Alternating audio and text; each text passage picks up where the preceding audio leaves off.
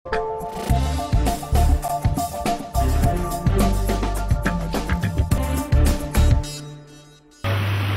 we're just going to quickly prep up some nice Sea Breem. You're looking for fresh points, eyes to be protruding, not sunk into the back of the head. Flesh to be firm, which means like you press it, the skin will bounce back up. Pink gills, which yeah, I've got nice pink bright gills. And also anything else smell. Something on there, you don't want a strong smell, you want a nice sea smell and not a strong smell. Right, first things first, what we're going to do is we're going to take the head off. So we're going to look where the front gills are, just underneath. We're going to go in, one side, crack it, just crack it like those so the head comes straight off. Round the other side, in again. We've got an angle because we want to keep the flesh on at the top and the bottom so we're not wasting anything. Crack it again, we should be able to go straight through. Pull it off. Heads off there, in at an angle, you've got a nice little triangle over there. Right, this fish has already been pre-gutted. So obviously we don't like too much mess in the kitchen.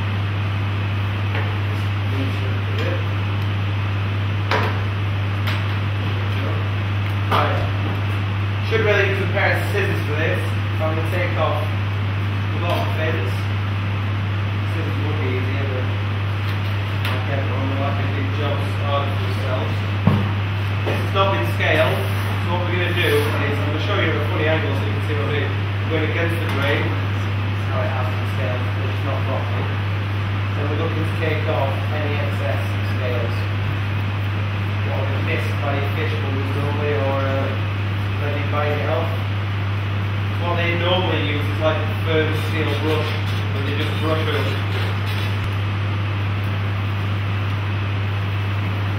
If we leave any scales on, it'll stop the flesh from crisping up in the pan. That's what we're looking for. It's like still quite a lot of scales on there. We can take them off. We boil a quick line. But the scales getting on the actual flesh. Nice and quick line.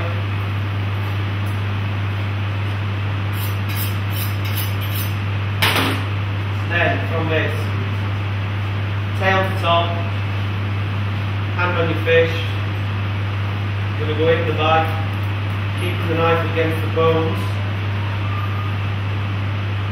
Once we come to that point, we just touch the backbone. I've not wasted any flesh, I can feel the bones going through. At this point we'll feel a little ridge, a bone. Just click through, punch it through to the backbone, and then you should be able to just run your knife through.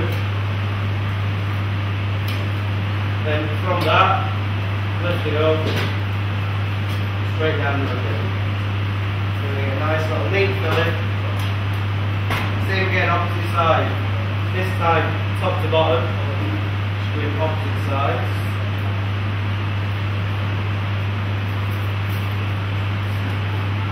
Same again. Just go through that little bone, take it through. Try not to waste anything.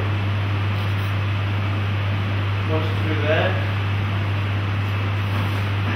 Straight down. Should be able to hear the bones.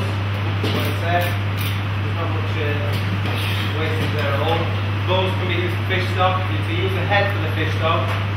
Take the eyes out first, because otherwise they'll pop and make stock with cloudy or nice clear fish stock. Trim up your fillets. You don't want to waste much. You're just trying to tidy it up. Makes sense. More for presentation than anything else. Top and bottom. Just going to take a small slither off. It's nice, neat. Got a nice neat fish fillet. No wastage. But if I didn't take the fish off at an angle, I'd have wasted all that flesh there. Again, just going to try those through.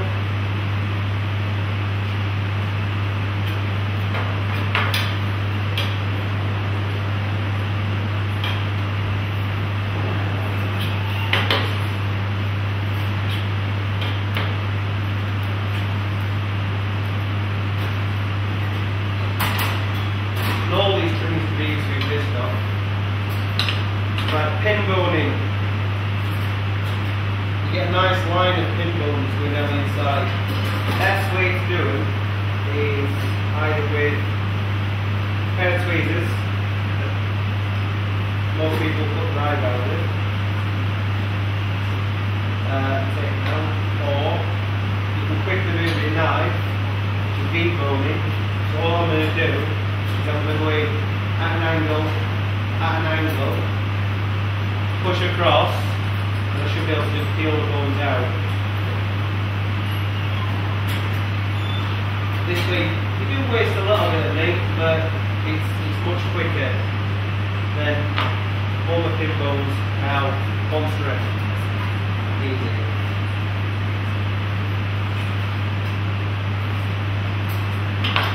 So we've got a nice filling, can't tell that side. Once it crisps up, the flesh will come together. You know you're guaranteed no bones.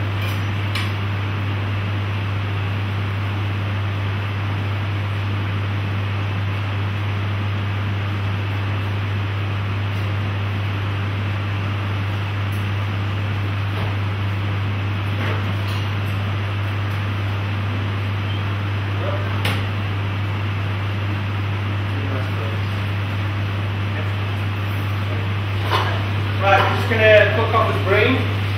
I've got some whole dried tomatoes, some green beans, lemon, some butter, salt and salt, a little bit of white wine, and some crusted baking powder. It just, even though these pans are non-stick, it just stops, it just guarantees that it's not going to stick. We can't have that risk of being sticky. Right, oil. Always oil your fish or your meat before it goes in the pan, never in the pan. Sea salt, same again. It lifts it up slightly, just so you've got that layer air you can get on these, can't be crisp up. Baking powder put in, make sure it's nicely all salted, always away from you, so we'll go away, just in case any nasty splatters want to get in. Away from you again. If your fish shrinks up, just hold it slightly. What that does is that just helps the tendons in the skin to soften. As they soften, you can feel them soften now, and then your fish will fall flat again. It's just to make sure that you get all the skin crispy and not just parts of the skin crispy, because it's balled up in the middle. Right, I've got fish on the go. We've got a big pot boiling water here. We've got some green beans, 2.5 minutes. If you're going to use them later, 2.5 minutes in straight to cold water. Dry them out, stick in your fish, use them later.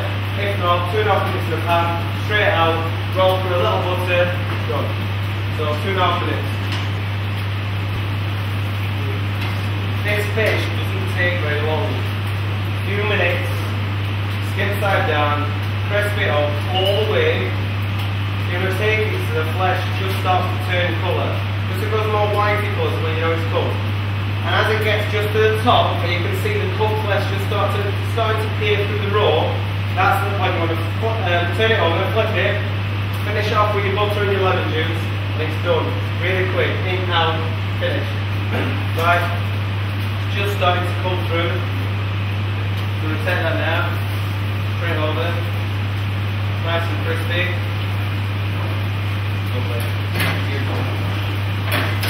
I'm going to take wine, lemon juice, and butter. Nice wedge of lemon. Butter in there, in the pan.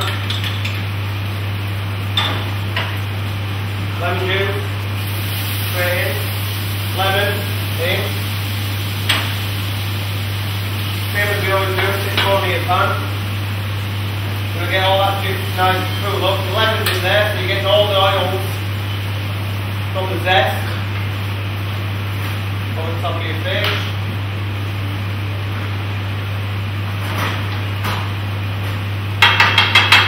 Fantastic. Transfer it to another pan. Obviously it's too hot, so we'll keep on cooking.